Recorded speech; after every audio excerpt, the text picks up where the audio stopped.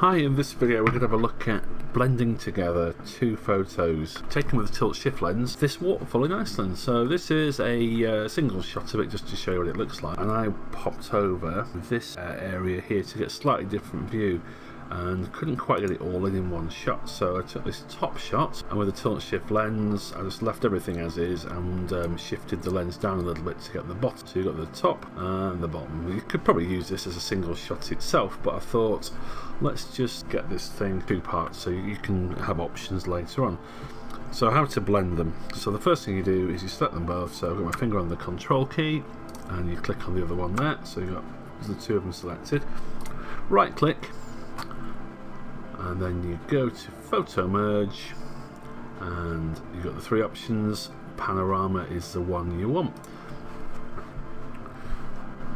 and we get in our panorama three different options which are spherical.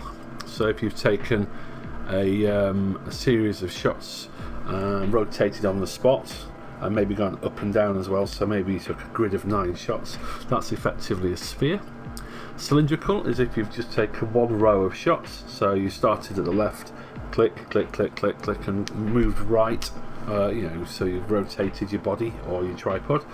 Now, perspective is the one to use for your tilt shift ones, because these are perfectly matched, really. It's just the same photo, you've just moved the lens up and down a little bit, and hey presto, up it pops.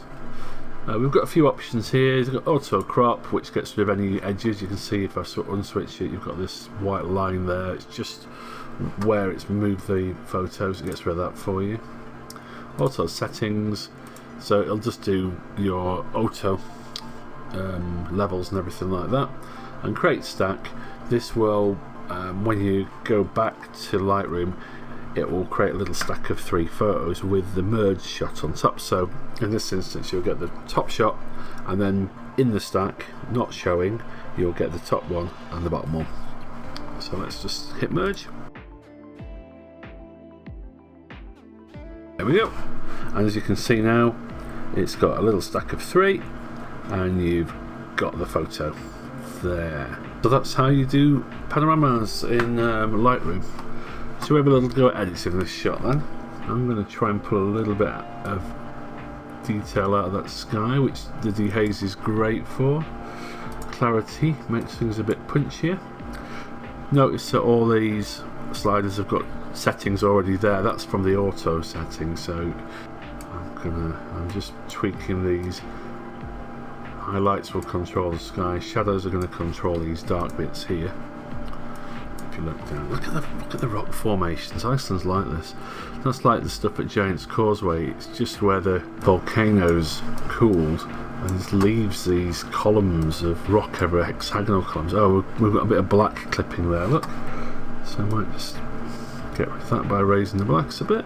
And for a crop, the good thing about doing 2 shots options is you can get square crops really easily. So if I got a 1:1 in the cropping, it gives us a square.